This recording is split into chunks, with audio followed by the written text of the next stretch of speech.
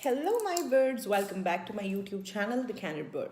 So, like I said in my previous video, I am going to talk about mental health issues and my story related to it. But I want to explain everything in a little different manner. So, let's get started. I am hoping most of you have seen 13 Reasons Why, and the people who haven't seen it, you guys know the story, right? For a person who's so alienated from the world and has no clues what I'm talking about, 13 Reasons Why is a show which talks about a girl who has committed suicide and she's given 13 reasons why she's done that. I know most of you who have seen the show feel that the reasons were really petty. I disagree. When I was in grade 8th, I tried committing suicide because of a guy. And I know I was in 8th grade and it doesn't make sense. But that's how my mindset was. Up until I was 18, I was 112 kgs and I was made fun of, I was teased. When I was young, I would take all of it in a joking manner, but when I grew up, I realized that I was not taking it the same way I used to, and it started to pile up. When I was in grade 11th, I got in a relationship with a guy which lasted for about 5 years. That's a long time. Somehow that didn't end well. And I don't blame him for anything. This is not about me ranting about him or anything. But that relationship somehow got me to a place where I wanted to end my life again. Even though I realized it way early in life that thinking like that or doing self-harm doesn't really help. But I was in that place again. I did self-harm. I'm not proud of it. But something that I can't explain here right now is what my mindset was back then. What I'm trying to say here is these little things really matter. I left India, I came to Canada, and I thought things are going to be better now, right? That's not what happened. And I had the world to be blessed about. I was surrounded by people who were loving me like crazy.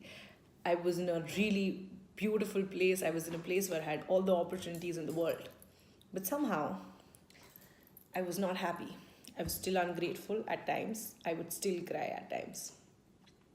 And that's when I realized that something was extremely wrong. And that's when I started researching about mental health issues. And I realized more than I had ever known about these things. And that's when I got to know that these things that had happened in my past years ago still affect my mind. They still play a vital role in my day-to-day life.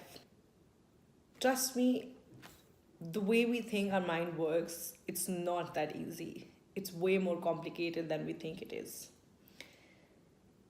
When I started researching, I got to know facts that I had never known.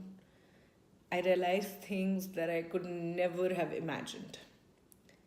What I really want to say here is that these little things that we do and say to each other affect us in a manner, in a way we would probably never understand.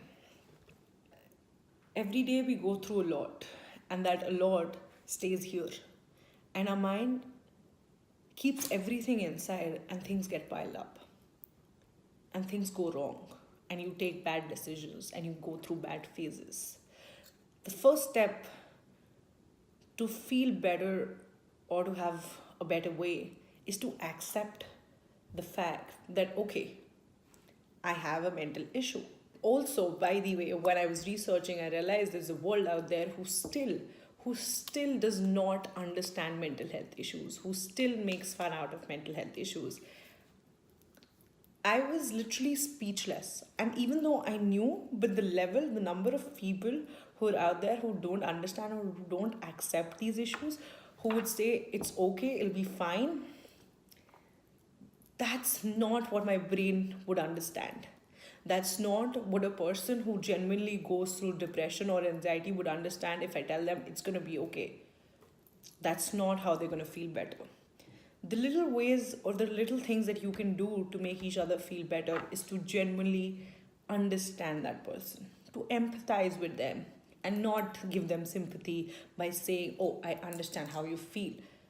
You don't. You wouldn't. That's not what they want to understand. That's not what they want to hear, right? Because they know that what they're going through, you can never go through that. That you don't feel that. You have to be understanding. So I created an Instagram page. That was my baby step of creating an Instagram page where I started posting out facts about mental health issues and feelings that people go through when they have mental health issues. I'm going to put the link of my Instagram page in the description below. Go check it out, follow it if you like it, and if you like my video, give it a thumbs up and share it with your friends and subscribe to my channel. Until next time, stay happy, stay healthy, stay magical. Adios, amigos.